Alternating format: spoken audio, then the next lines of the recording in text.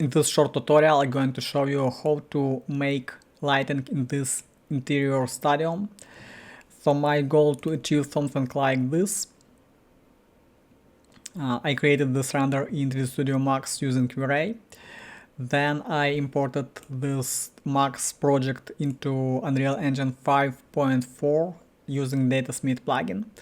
And in this tutorial I'm going to create lighting from scratch, improve materials, and make static images and video presentation of this level, and upload it to the Fab marketplace. So this level available on my Fab account, you can check it here. So let's start. I divide this tutorial on 3 big parts. First part is general light setup. I'm going to create post-process volume, set up it, create main lights. In next part I'm going to add volumetric fog, and in third part I'm going to make fine-tuning, add bloom, add aberrations, improve colors, improve grading, improve materials, to make this project photorealistic and fast for games and cinematics. In this tutorial I'm going to use Lumen, default project settings, no any console variables, and I'm using Unreal 5.4 because I'm going to upload this level to the marketplaces, but you can use same techniques in newest versions of Unreal. Let's start. First step, I'm going to delete this default lights. I'm going to create post-process volume. If you don't have place actor or window, we can add it using window place actors. Let's find post-process volume and move it in the middle of the scene and put in lighting folder. Let's find infinite extent and let's go to exposure. I'm going to change my method to basic and put here 1 and exposure compensation set to 0. So this is my general light. There are no any lighting in the scene, so I'm going to add some main lights, maybe some gradient light in the wall here in these parts to achieve something like this. I'm going to use only few point lights because it's expensive lights. Often use rectangle lights and spotlights. In next part I will add spotlight for these projectors and add volumetric fog to make beautiful volumetric lights.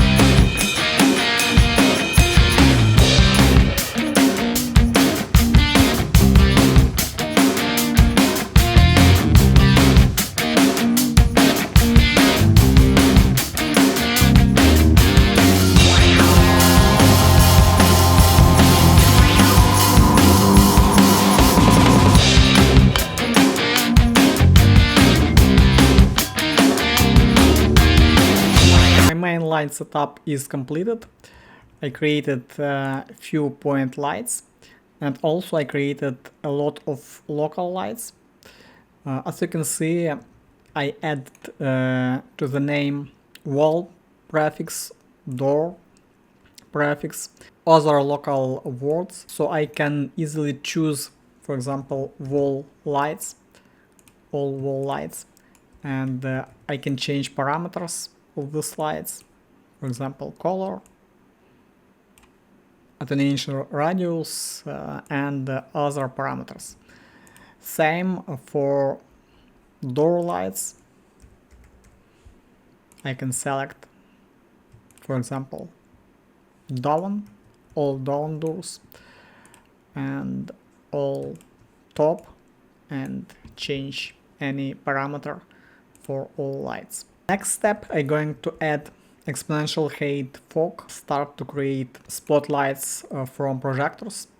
So as you can see, I use spotlights and rectangle lights, only few point lights, because point lights very heavy for engine. If you need real time, like 80 FPS, you need to avoid a lot of point lights.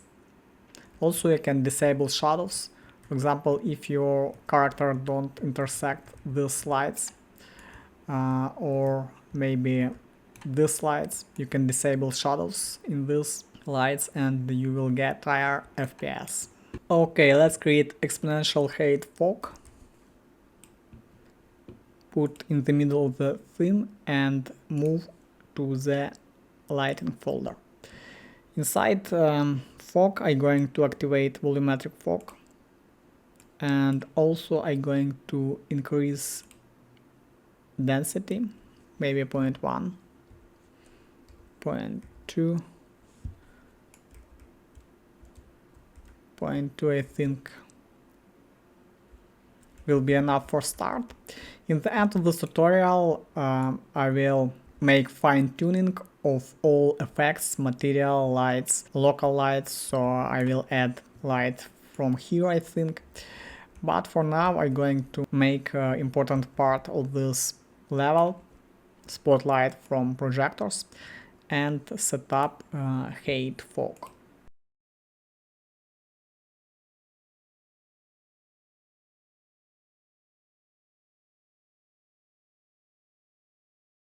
This first light is very important because I will duplicate all these spots for all other lamps. It will be like 20, maybe 40 lights. So I'm going to set up first one.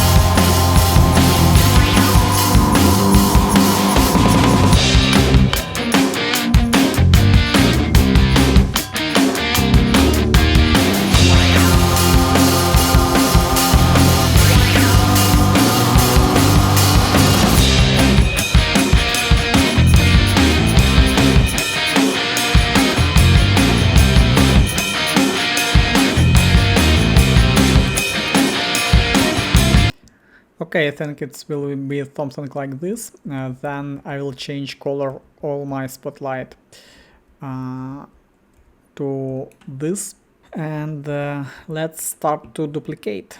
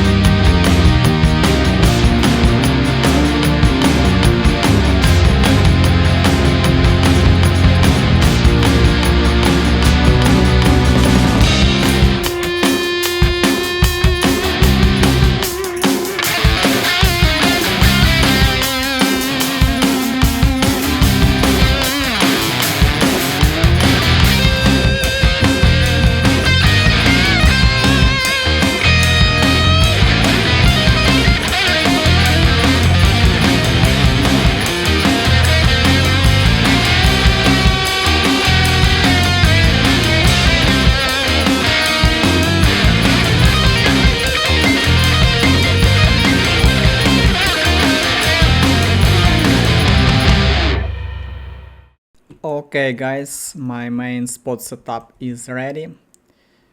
I added spots in this slide and also in down projectors. And next step, I'm going to increase lighting, local lighting in the arena area, because arena is my main object. It's too dark, and I'm going to increase lighting a bit. And also you can change fog color. Let's jump into the fog and go to the albedo. And using this albedo color, you can change overall mood. Make it something like this, maybe.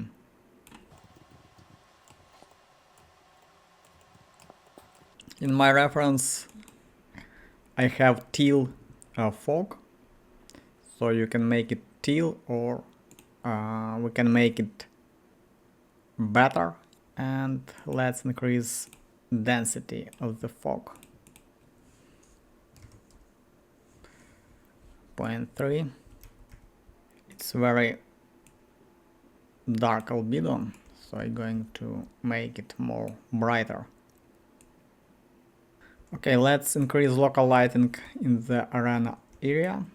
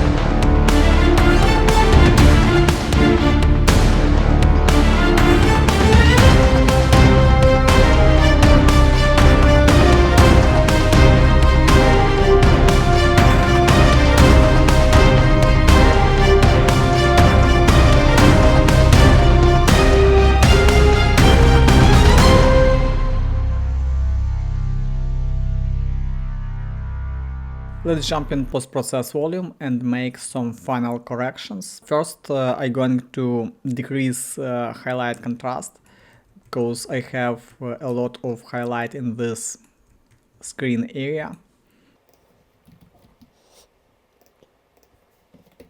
Maybe 0.5 will be enough. Also, you can change shadow contrast. I have a lot of contrast in the shadow part, and I don't need to do this, but if you want, you can work with your shadow contrast using this. And also, if you want to make post correction in DaVinci, in Adobe After Effects, in Foundry Nuke, you can also change exposure compensation, make it brighter maybe, and change contrast in post-process program. So I don't need to do this. I can keep maybe 0.3. So next step, I'm going to activate high quality reflections. Let's go to lumen settings. So I keep all these parameters by default. I need to activate high quality translucency reflections. And let's compare before after. So it looks much better. You can get these beautiful reflections. And if you want to increase lumen samples, you can also change these parameters to maximum, but it decreases your FPS. It's very heavy for your PC.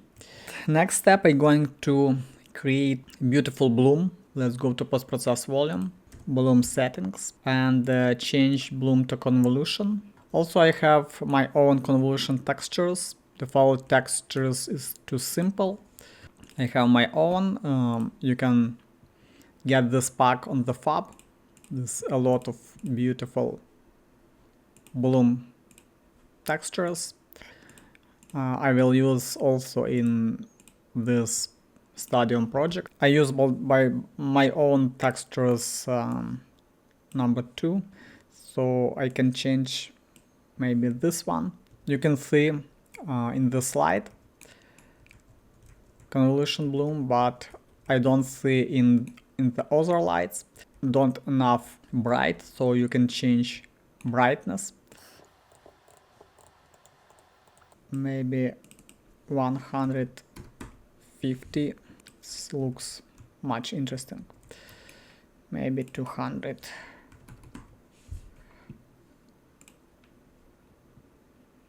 Looks great. Also, I can do this with my other projectors.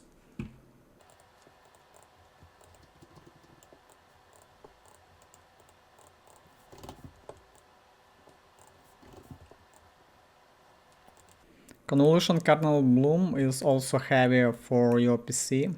It's beautiful, but it's heavy. So it was 22, looks amazing. Maybe let's find something more interesting.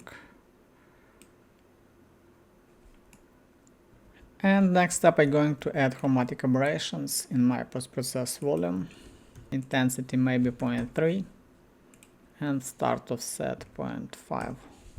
Also, you can make color correction of your scene using post-process volume. Let's go to color graded sections, and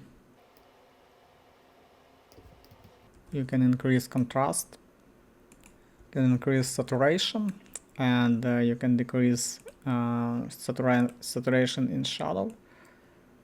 So we need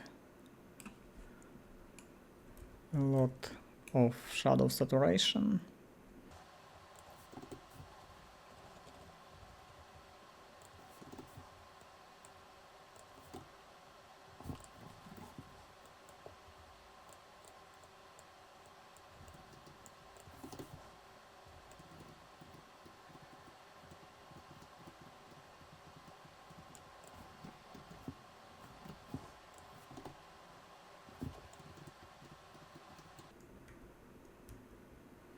And next step, you can add grain, film grain, maybe 0.5. Working only in shadows and midtones, so we don't need film grain in highlights, maybe 0.1. In midtones, maybe 0.6. And we can keep in a lot in shadows. In this part of tutorial, I'm going to show you how to optimize your project and how to increase FPS. For example, for now I have like 40 FPS. In Epic Games we have Lumen Performance Guide, and for Epic scalability level targets is 30 FPS or more. I have Epic scalability and I have 40 FPS in my RTX 3090 graphic card. So this is okay, but I'm going to show you how to optimize and how to increase FPS if you have this goal. First of them, we need to optimize lumen and lighting shadows, and we have a beautiful video in Unreal Engine YouTube channel. So first of them, we need to reduce number of shadows. So we have a massive impact with attenuation radius, with cast shadows, with source light, source length.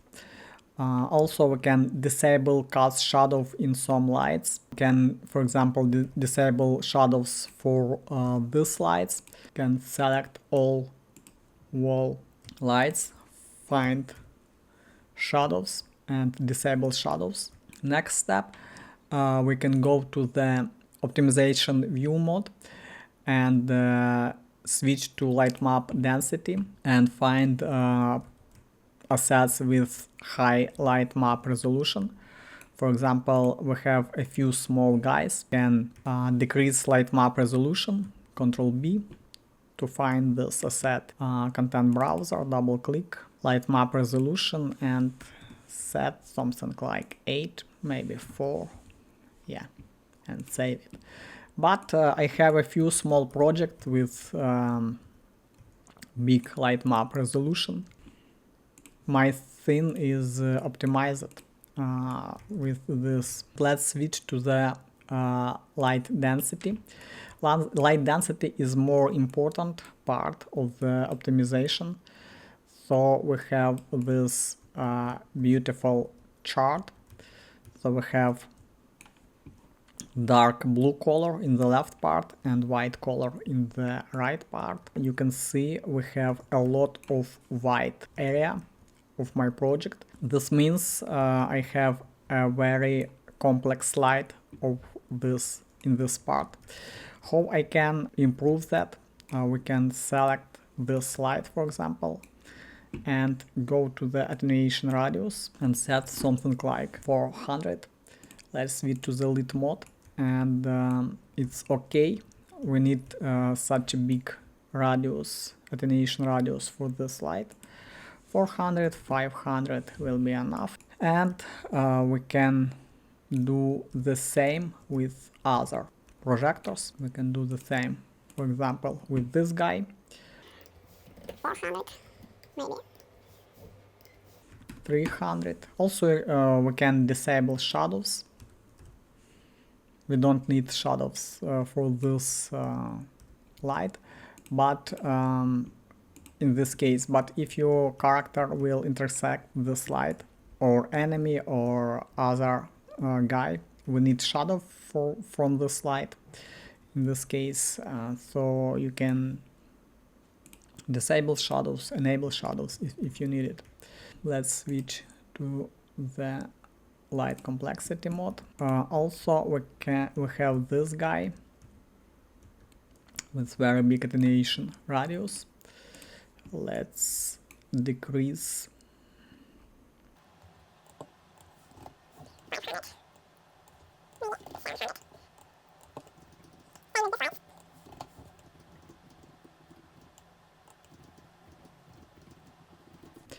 I use only movable lights. If you have intersections with 5 or more stationary lights, you can find a red cross near the light, and we need to switch to the movable in this case. Yeah, I think it's optimized enough, and I using Unreal 5.4.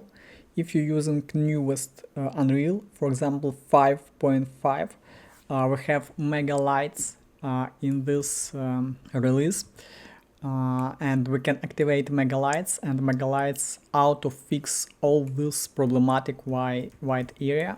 You can go to the project settings, and in the rendering tab you can find mega lights and activate it, but in Unreal 5.4 we don't have mega lights, so we need to make this manually optimization. So I recommend to use always newest version of Unreal Engine and use all available features. Next step, we can check shaders complexity, and you can see the same chart with green color in left and white color in right part. So we have glass shaders in this part, and glass shaders always red. This thing is optimized, I think, enough. We can change any glass shaders, so it's okay. But we can change this dark green color to green by activating nanite. So all my meshes is not nanite meshes, because I have a lot of transparent meshes. Also, if you have Niagara effects like fire, you also cannot activate nanite for this. But if you want to improve a bit project, you can activate nanite for this, for all static geometry. For example, this mesh, just select, press Ctrl B, right mouse button, nanite, enable nanite, one mesh, and you can see this dark green color is white green for now. It's maximum optimized. So you can do this for all static meshes. So all these meshes is with disabled nanite, but you can enable it. Next optimization is master materials. So we have material instances, and also we have master materials. We have 99 master materials. The goal is make one master materials of a group of geometry. For example, one master materials for all glasses, one master materials, for example, for self-illumination elements, one master materials for static geometry, decrease number of master materials in your project. This also optimize and add some FPS. My scene is optimized for now, I don't need something improve. Also you can keep low geometry poly count. For example, in this project I have 30 million polys, all geo, and it's a big project, a big poly count, but we have very beautiful chairs with real geometry, and also we have other elements like this with high poly count. So it's okay for this project. Okay, thanks for watching. You can find this level on my Fab account. Also you can get this convolution textures in my Fab account. And thanks for watching.